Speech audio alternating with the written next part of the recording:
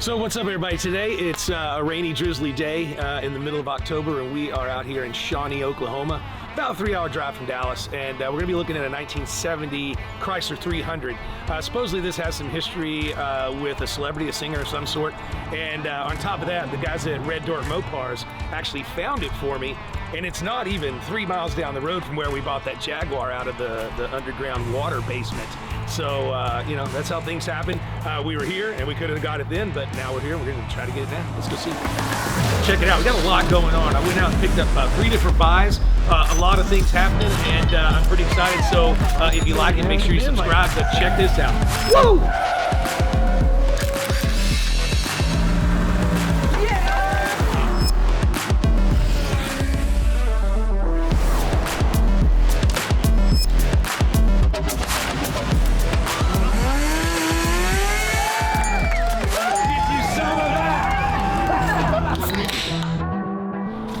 What's going on, sir? Hello. What was his name again? David Hurst. David Hurst.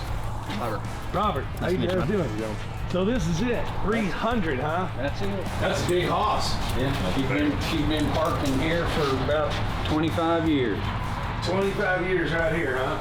AC, power steering, power brakes. Yeah, but what I like about these cars is they got hidden headlights. They're a big old mammoth thing, but they've got hidden headlights, and they actually made a limited edition one of these things. Did you get that on film? Yeah. That hurt? Yeah, it hurt a little bit. Dash is nice. It's got kind of like a buddy seat type thing there. It's kind of buckets, kind of not. But the interior is like super nice. A little bit of tears on the edges here. Do y'all happen to know where the headrests are? I don't. Everything that was with it is there with it. Okay. Well, those would be pretty cool to have. Yeah. So what's the story? How did it get here? Well, my mother bought it at the classic car auction about 1989, and it's been here ever since from David Allan Coe.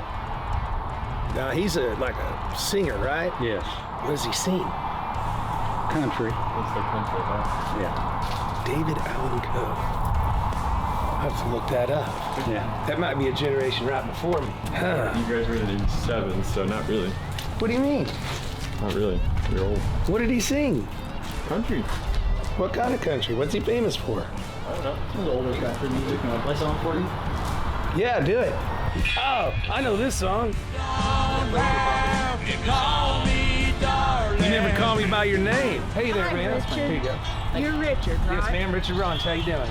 Doing fine. How are you? I'm awesome. Good. So they were just explaining to me that you bought this at I guess a classic car auction.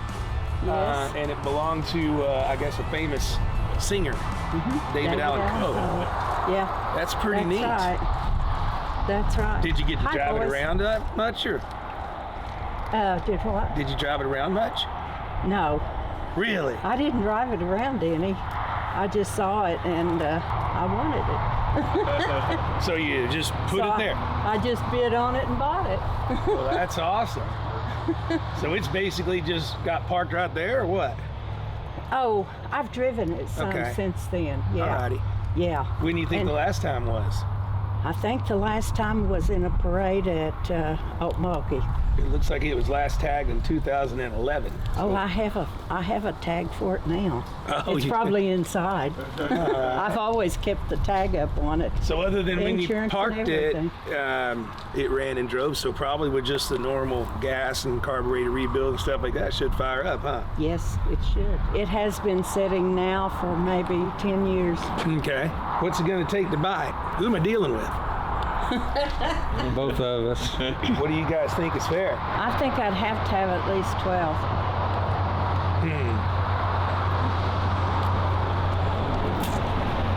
We're gonna be able to get it out, Yeah. and we got a clear title.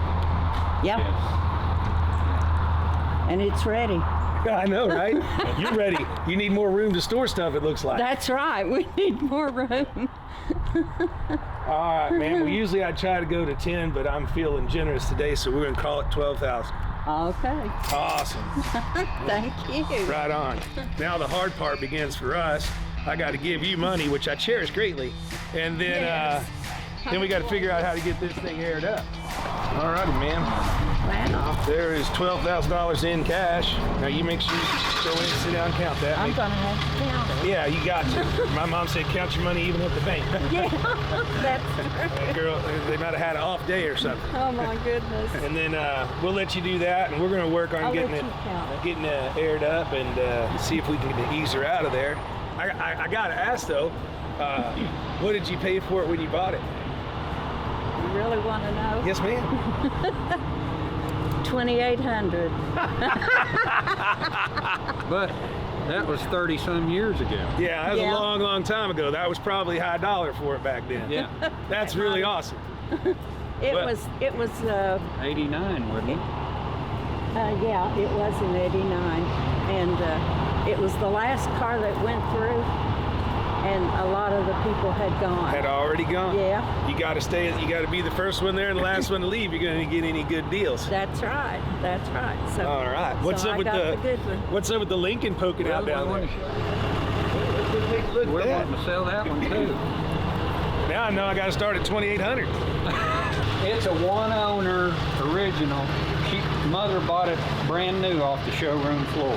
What year is it? 79. 79. 79. Still got the original like stickers and stuff all over. It has really good paint on it. Yeah, it just looks like it needs a vinyl top. Yeah. Yeah, it does. But the paint has always been so shiny on this car. Well, how much is this one? What do you think, David?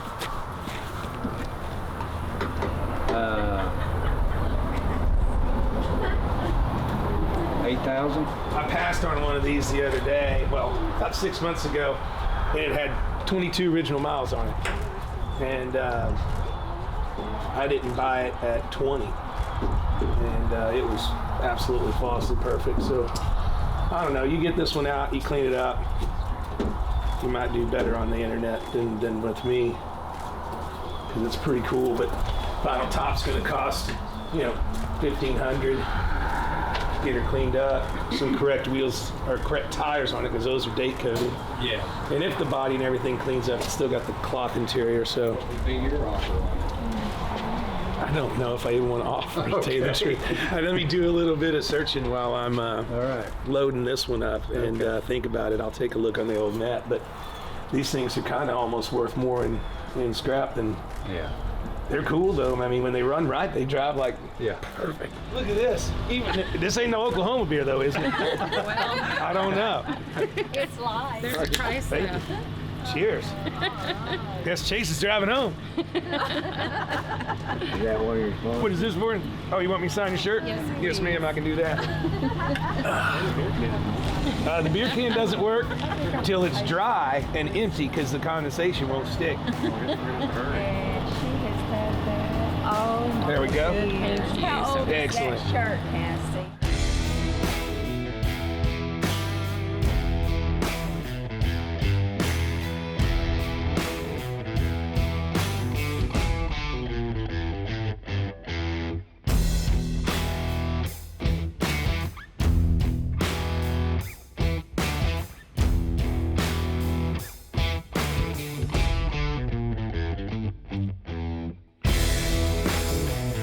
Appreciate it. Y'all have a good one, sir. Right on. Yes, ma'am. Very nice to meet you. Thank you. Nice to meet you, ma'am. You have a good day, okay? All right. Thank you very much. Don't let that roll away. What? I'm sorry.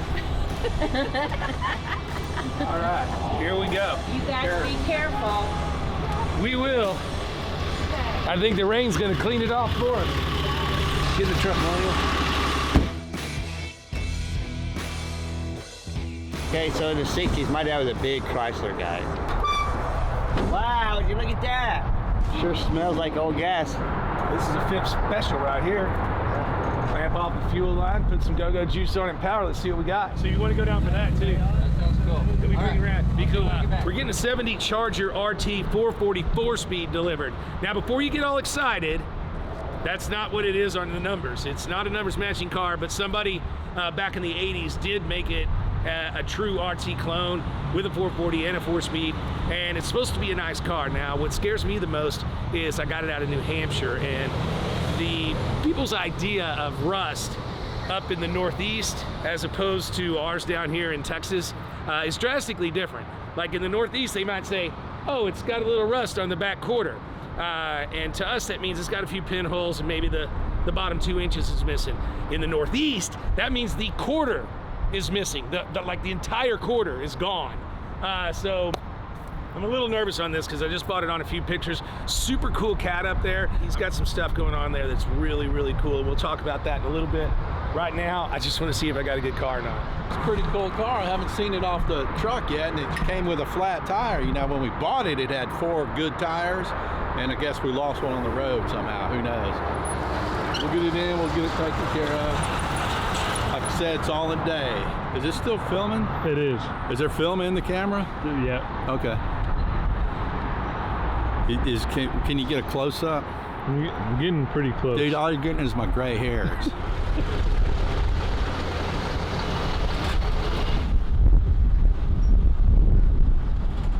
That's what we wanted, Tony, was the floors and stuff. This is easy. Okay. It's real easy. You know, if the company was smart, they would make this filler. They wouldn't make it out of Bondo. They would call it like titanium. That way you could just say it's filled with titanium. Yeah. You say it's Bondo and then you get scared.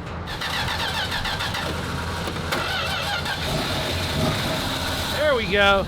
Now we're cooking with fire. 2 Chryslers in 2 days. That's like This isn't a Chrysler. close enough. 2 MOPARs in 2 days. There you Is that go. better? That's way better. Doesn't sound better to me. Oh well.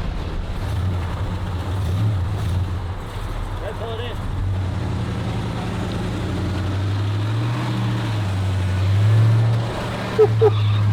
You. What's up, dude? What's up, man? Another day. Coming to buy some more MOPARs.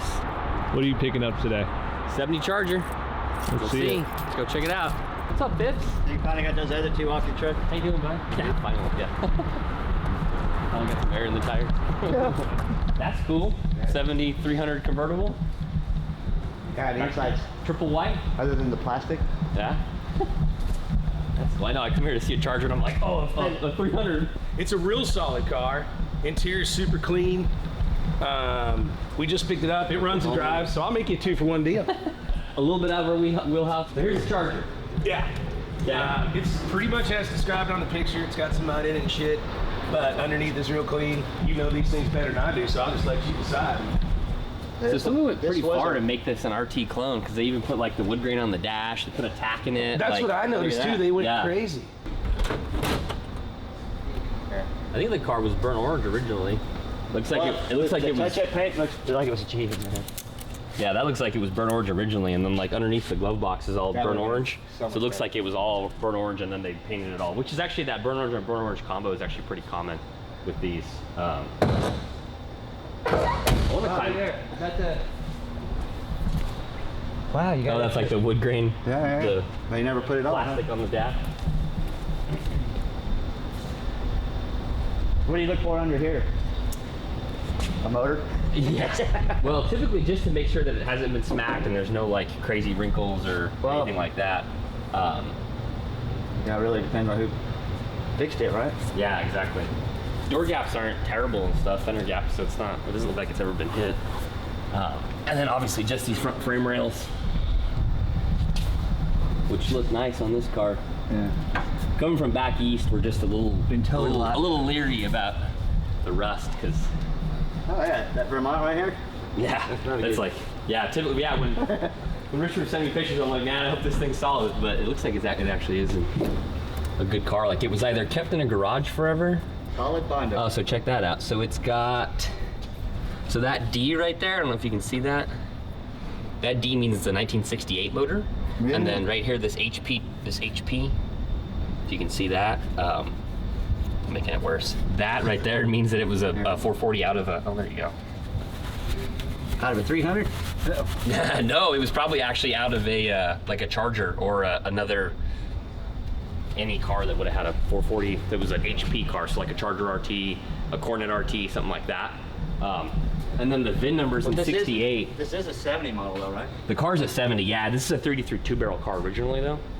How do you know that? Oh, by the VIN. Yeah, it's an L code. So yeah, the L just I gotta means learn how to read 33 these two things. barrel. So the X is the line, like the model line. So that just means it's the Charger. And then XP just means it's a premium model, which was a 500 in 1970. H would have been a standard Charger, and then an S would have been an RT. And then every Charger from 68 to 70 was a 29. That's basically the roof line. So every Charger had the same roof line. There was no like post option or no convertibles. Every Charger was a 29. Basically kind of means it's a fastback, more or less. And then that L means it's a 33 two barrel. And then the 0 is it's a 1970. And then that G is the St. Louis plant. Every Charger built in 1970 was built at the St. Louis plant. Wow. Okay. So that's every 70 Charger you'll see will have a G there. Wow. Just a little piece of knowledge. Yeah. My first car was actually a 70 Charger. I bought it when I was 14. So. You ain't learned yet? No, I wish well, I don't really wish I had that one. It was pretty rough. But no, I learned a lot on that car. But yeah, that was cool. But no, this thing's got factory HP manifolds. It's got the right 70 like air cleaner for that a RT would have had, or even a 33 4-barrel car. I'm gonna crawl in here and see what the trans looks like. It's a little, you can't really tell the spline count unless you pull it out. On the front of the motor, there's that flat spot. I don't know what years were numbers matching what years were, and it's like, I don't know. Those are a little harder. MOPARs are pretty cut and dry. In 68 on 3.3 4-barrel RT or 440 and Hemi cars started to get VIN numbers on motor and trans. If it was anything below that, it didn't get a VIN number until 1969. And then 1969 is when that like federal mandate set in place, and that's when everything got a VIN number. So 318, 3.3 two barrels, 3.3 4 barrels, 70 and up all got VIN numbers. What was the last year you could actually order a car from Chrysler with the Hemi? 1971 was the last year you could get a street Hemi in anything. So, yeah. How much was an option? How much more was that an option? I don't know off the top of my head, but it was ridiculous. Yeah, it was quite a bit, man. It was a decent percentage, like, yeah. Some of these options, you look and you go, wow, that's cool, and then you look and it was like $35. Yeah, like Something why did stupid. everybody do that? Yeah, I know. What's up, Chase? Good to see you. Cheers, man. Hang in there. And now I'm curious if the trans, I think, is a 68 trans as well. It'd be crazy if they were out of the same, if it was actually the motor and trans out of the same car. Like I said, this doesn't really matter, but it's just cool to know. And in 68, they actually had the stamps for the VIN number for the motor on the back of the bell housing. Yeah, there it is right there. By the oil pressure center. I don't know if you can get your camera in there and see that, but. Let me see. Yeah. Came from over here. 285951 or something, I think. I'm getting a little bit of it. Yeah, so that's in 68, that's where they put the VIN number stamps on them. And then in 69, there's actually a machine pad on the side of the motor where they put the VIN. It's a lot easier to see. That was just like stacked into the rough, so it's a little hard to make out. Yeah, sometimes you can't read. Yeah, man, the car's pretty much, the car's exactly what Richard said. There's nothing surprising as far as condition or anything like that. So I'm gonna make a call to the boss man and see if we can't get it done. So right now he's back there talking to his boss so that he can figure out how far he wants to jiggle me down. We already kind of established a price before he came out here, but then he's gonna come back and go, well, we were thinking, and that's when I go like this. Hold on, I'm just sending my other customer the pictures of this. Well, So what'd the boss man say? We'll take it. We like it, man. She's cool, but we got to talk money. So 35 is where we need to be. 35,000? Pay cash. 35,000. I remember when these cars were 3,500. I'll give you that. Yeah, right? I was thinking 40, man. 35 is where we need to be. That's the money number. I got cash. Oh, that's done then. And then a truck. We're done. As soon as I see the cash, we're done. Boom. Look at that. Wow. Deal's done. See you later. Cool.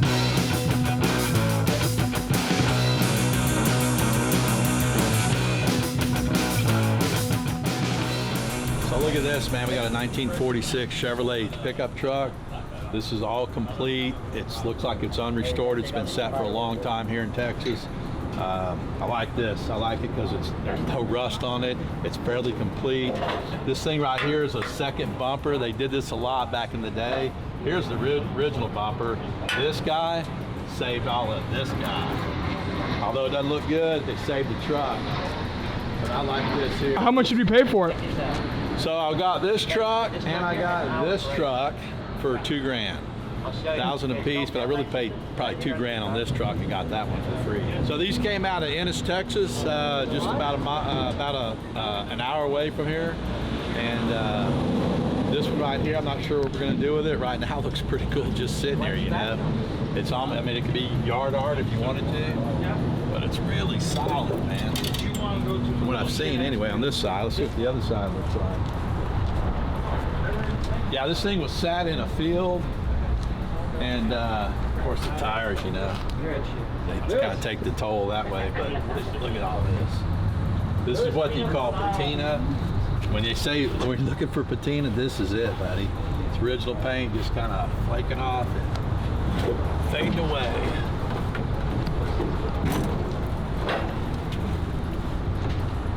Dude, look at this, man. I mean, there's no rust at all in here. Dude, this is killer. I mean, we could build this. We could. That's the good news. We can do whatever we want with this guy. It's a long wheelbase, but hey, you can't pick them, you know. Now this guy here is a 1960 Chevrolet. It's a 1-ton flatbed. Got some rust in it. Not the best here, but it is a good-looking cab for the most part. No, this one's got rust in it too. Not sure what we're going to do with this guy here. This may be yard art too. This may just be sitting there to get back. Who knows? But we got both for $1 grand. Like I said, really I paid $1,000 for the 42. So there you go. The best laid plans. Charger's already gone. Some trucks showed up, and this thing, it looks like it's gonna run and drive. Phipps is doing all the boring stuff right now, checking the fluids, checking the plugs, checking the lights, the blinkers, the freaking windshield wipers, and what have you. But more importantly, we gotta get this on a test drive, and we gotta get it cleaned up. I'm gonna try to do that this week and get you a follow-up video, hopefully towards the end of the week. But you know, from what I know about a little bit of detail action, this thing will clean up good. Look at that. It's already happy. Woo!